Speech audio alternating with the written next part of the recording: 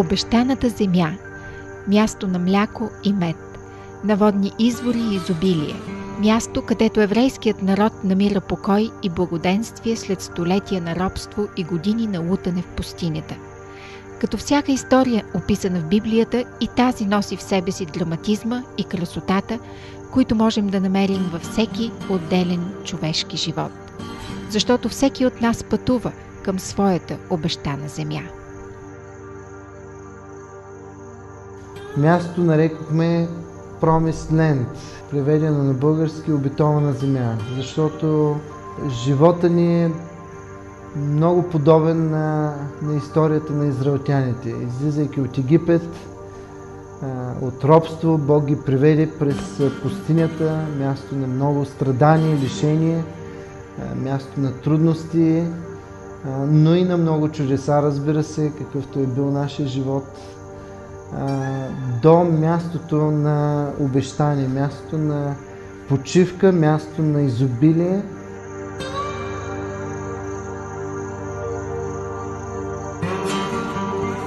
Намираме Боби и Рали Стефанови в село Стоките. Тихо и красиво място в Централния Балкан. Посрещат ни две ослепителни усмивки. Пропити със спокойствието и мъдростта на планината, домакините и четирите им деца изглеждат сякаш са прекарали целия си живот тук. Но всъщност са купили комплекса едва преди година. Каква ли житейска пътека ги е превела през времето и пространството до тяхната обещана земя? Нямаме търпение да разберем.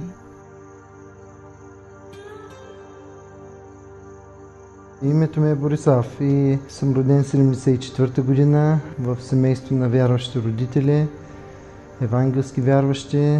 Прадядо ми по майчина линия е бил един от пионерите, проповедници, пастири в България. Към бащина линия дядо ми е бил основател също на 50-ната църква в Шумен.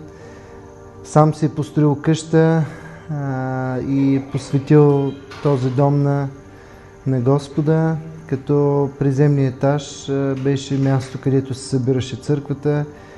По времето на комунизма, естествено, беше дядо ми, съответно и баба ми, преследвани, репресирани заради вярата им, но моите родители поеха щафетата и продължиха делото, като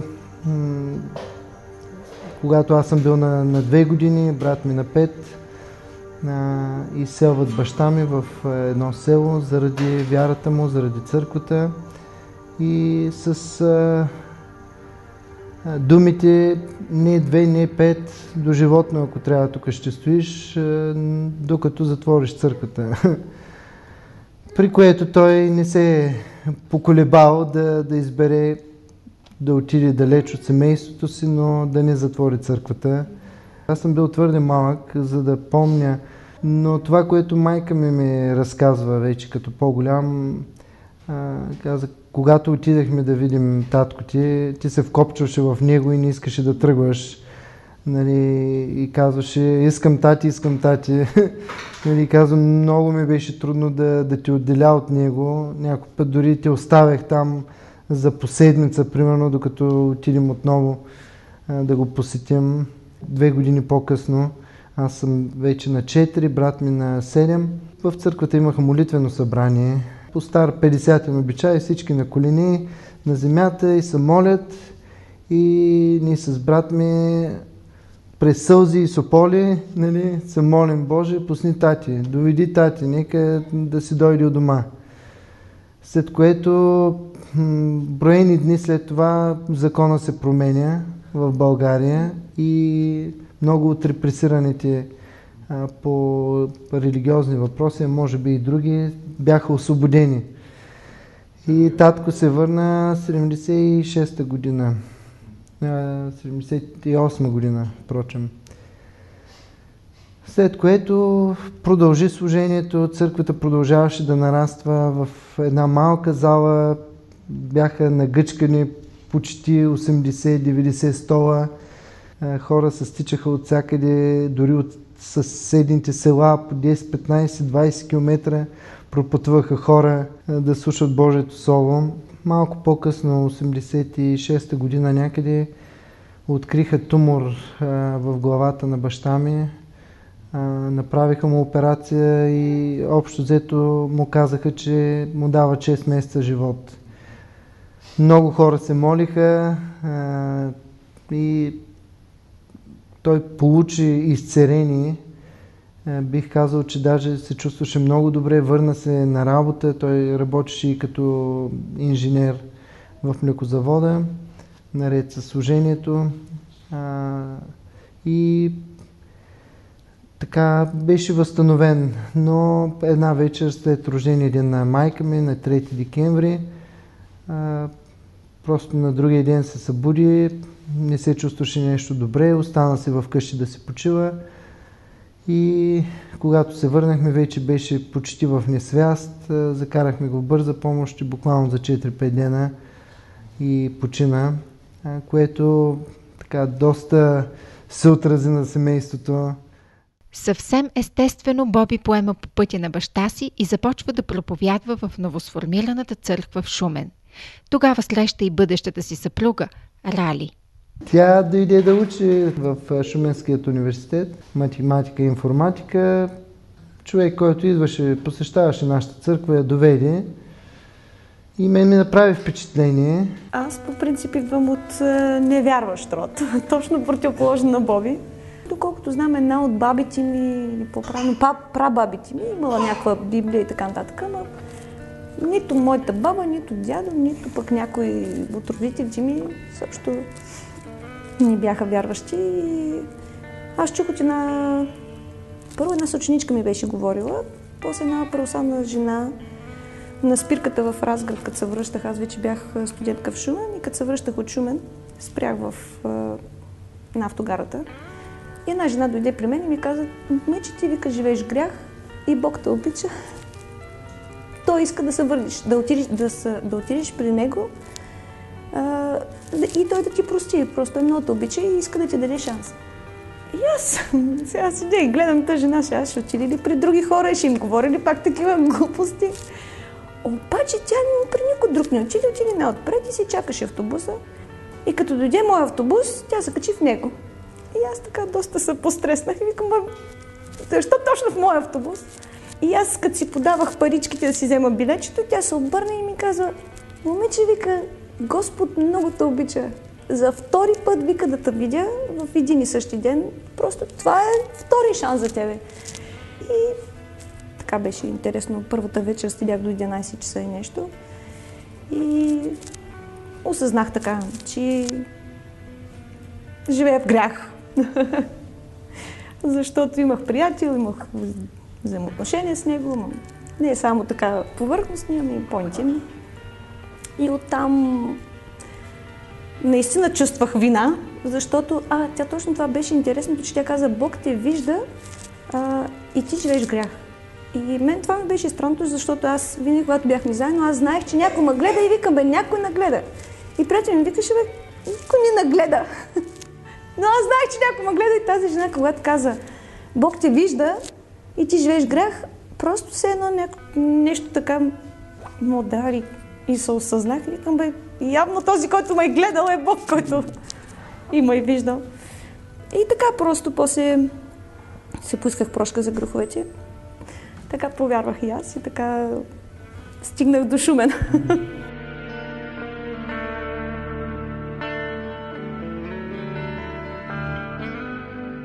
Една вечер, когато трябваше да напуснем една от залите, където се събирахме и премествахме техниката, Рали изчакваше някакво друго момиче, с което да се ходят заедно. И аз тогава реших, че е момента да й съобщя, като си направих един таен план, нали, как да отпратя другото момиче, пък вече тогава аз ще трябва да изпратя, няма на къде, ще останем насаме, аз ще й кажа. Пък и си бях избрал обстановка до едни каскади, да бъде съвсем така и романтично. Обаче, когато и съобщих, че другото момиче е минало и се е заминало, тя просто избухна почна да ми се кара, как можа ти да ми спретнеш такъв номер, аз нали я чакам, какво става сега, как ще се ходя. И колкото и да я убеждавах, нали, че няма проблем, аз ще я изпратя, не, как, просто беше много така набрала. И си викам, леле, то сега най-неподходящия момент пък да й кажа, че я харесвам. Вече тръгнахме, нали, да се изпращаме и аз си викам, айде не от тук, ами от тук ще минем. Горе-долу в противоположната посока. И тя вика, добре, ама къде точно отиваме? Викам, ще видиш сега, намислил съм си нещо и като стигнем там ще ти кажа. Тя вика, добре, до тогава какво ще правим? Викам, пък аз всичко си бях премислил предварително, но не и тези 100 метра, които трябва да извървим до мястото. И нямах никакъв план и казаха ще се молим. Нали, това така ми дойде изведнъж спонтанно и тя вика, добре, ще се молим. И така, стигнахме до мястото, ама ми се стори много дълго това разстояние, просто 7 километри. Защото малко така нелепо се получи, нали, в мълчание. И вече там като споделих сърцето си, тя откликна. Каза, че е съгласна да станем сериозни приятели. И следващата неделя май го обявихме пред църквата. Казахме, нали, тръгваме към сериозно взаимоотношение и цел брак. И това беше началото на нашия семейен живот, който днес навършва 18 години.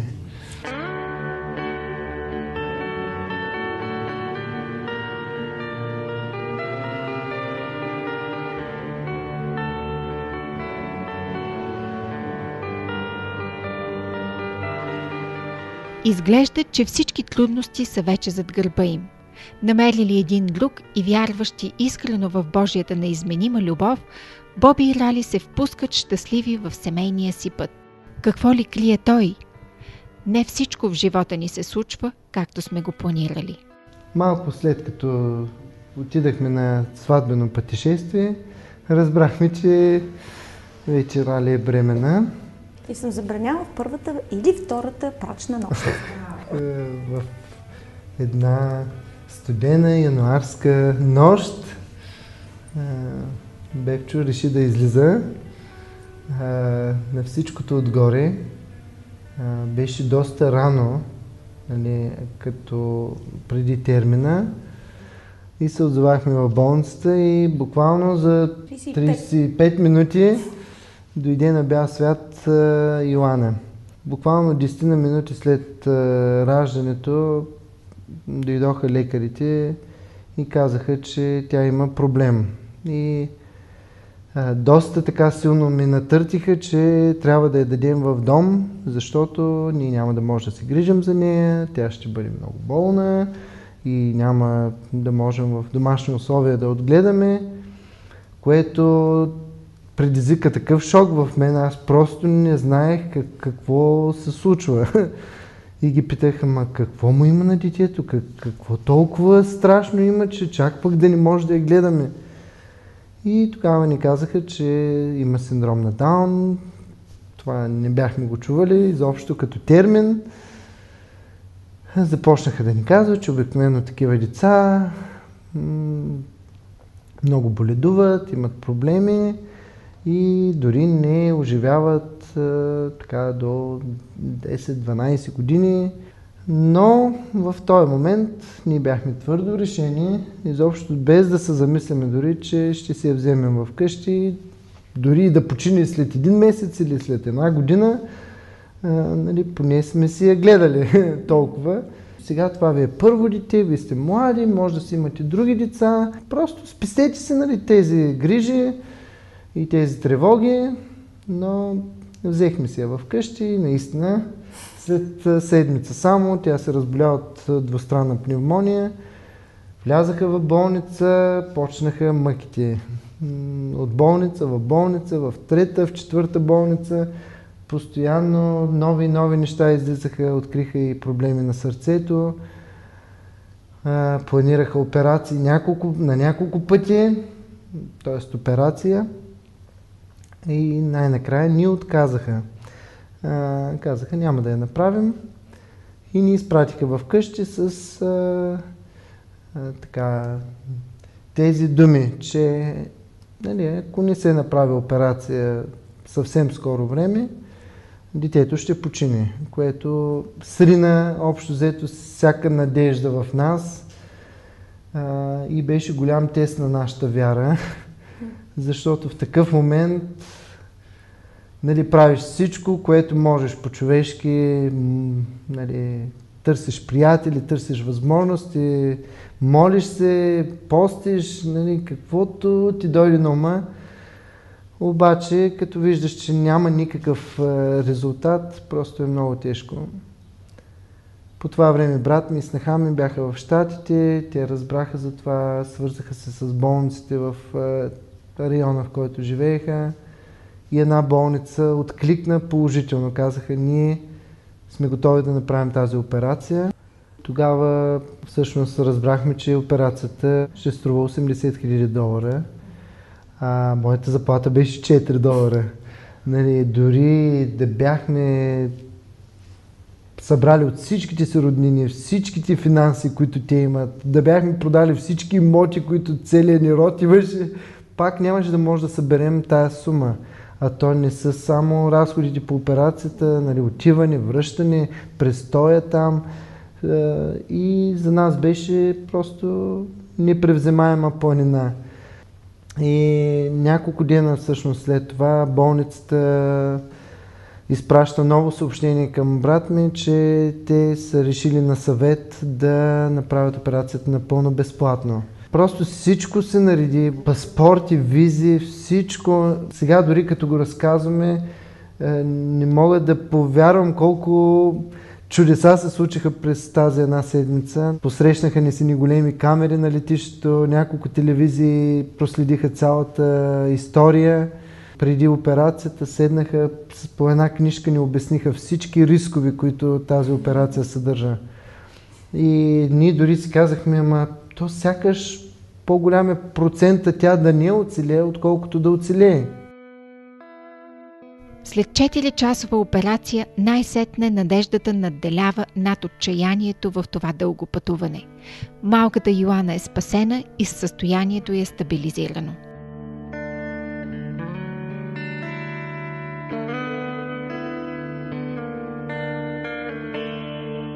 Днес тя е на 17, после Бог ни подари 3 момчета.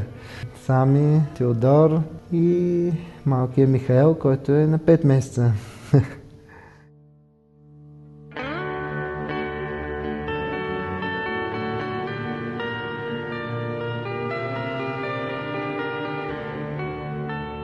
Аз съм проповядвал историята за Йов в църква, обаче когато минахме през всички тези изпитания и трудности, и болка, и загуби, нали, тогава вярата е изпитана. Това, което Йов успя да каже всъщност, само доброто ли да приемаме от Бога, не и лошите ли неща. Всъщност това поставя наистина човека на правилното му място, да бъде човек и Бог съответно да бъде на правилното си място, да бъде Бог. Защото Бог избира какво да прави, той не може да бъде контролиран, не може да го водим за носа или да му казваме какво да прави. И остава ние да се впишем вече в неговата картина. А пък нали, защо той понякога избира да рисува с черни краски, нали, може би за да стане по-голям контраста с светлите тонове. Татко, благодарни сме ти за този ден, през който ти ни благослови изобилно отново. Благодарим ти за храната, която си принесъл за нас.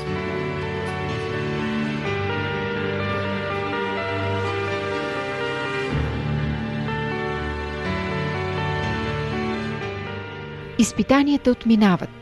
Остава споменът за Божията добрина и белезите от преживяното, понякога по-дълбоки, отколкото предполагаме. При мен се случи нещо такова, че преминах през едно време на много тежка депресия което беше време за преосмислене на живота ми, изобщо на нещата, които правя, на вярванията, които имам. До момент, в който вече не бях способен да го нося този товар. И тогава се отвори врата да пътуваме до Щатите, да бъдем на гости там, на някои приятели и потърсих лекарска помощ. Заведаха ме в една клиника, предписаха ми медикаменти, антидепресанти. Месец по-късно се чувствах още по-зле, въпреки че вземах така добра доза, след което лекаря отвои дозата и ми обясняваха, че депресията, освен че нали, така емоционално състояние, то вече в един момент променя химията на човека и с тези антидепресанти нали, се оправят нещата и човек започва да се чувства по-добре. Всъщност ставаше по-зле в този случай и тогава бях поканен на едно християнско събитие, наречено Quest. Време, в което можеш наистина да се концентрираш само върху това да търсиш Бог. И там в едно ранчо в Тексас, край една река, просто извиках към небето, нали, с така отчаиващ вик, нали, Боже, помогни ми. Наистина не знам дали мога да се върна отново при моето семейство пак в същото състояние. Някакси бях стигнал до предела.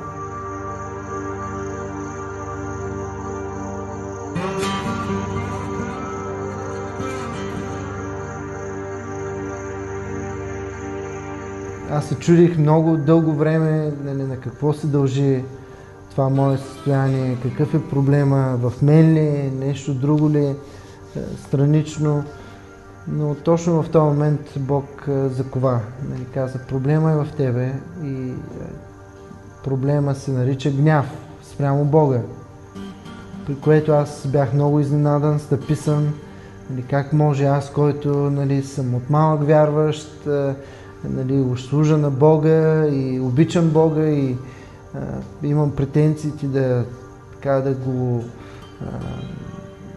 нали, да съм посветен християнин, как може аз да имам гняв срещу Бога? И всъщност този гняв не беше неоснователен. Всички така, неща, които са ми се случили в живота, по един или друг начин са ми въздействали нараняващо. Споменах как баща ми беше изселен още когато бях на 2 години. Всички тези трудности, които сме преживяли като семейство, са се отразили негативно и може би в повечето случаи подсъзнателно аз съм задал този въпрос: защо Боже, защо на мен, защо на моето семейство, защо трябва да преминем през тези изпитания, защо трябва да бъда обиждан от съучениците си за това, че съм вярващ, защо трябва да баща ми да почине толкова млад и аз да остана без баща. И именно този въпрос и задаването на такива въпроси към Бога бяха довели до този гняв. Скрит, потиснат, но гняв, който не се изразява в някаква агресия, но по-скоро така под повърхността. Депресия. Да, се е трупал и доведе до тази депресия. И в момента, в който аз разпознах причината и помолих Бог да ме освободи от този гняв, да ми прости този гняв, който съм натрупал в сърцето си, този товар беше взет от мен и на момента просто депресията си замина. И за мое най-голямо очудване и моя голяма радост, разбира се, основателя на този вид събития пожела да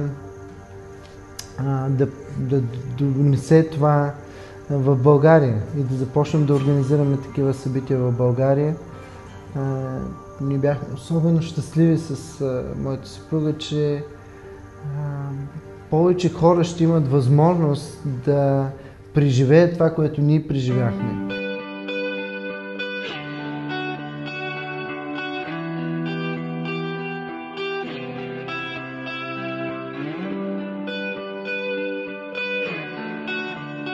С много вяра, смелост и заеми Боби и Рали успяват да купят този комплекс и вече 1 година го стопанисват.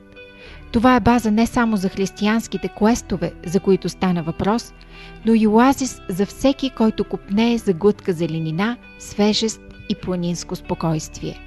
Но преди всичко, това е тяхната обещана земя. Promised Land.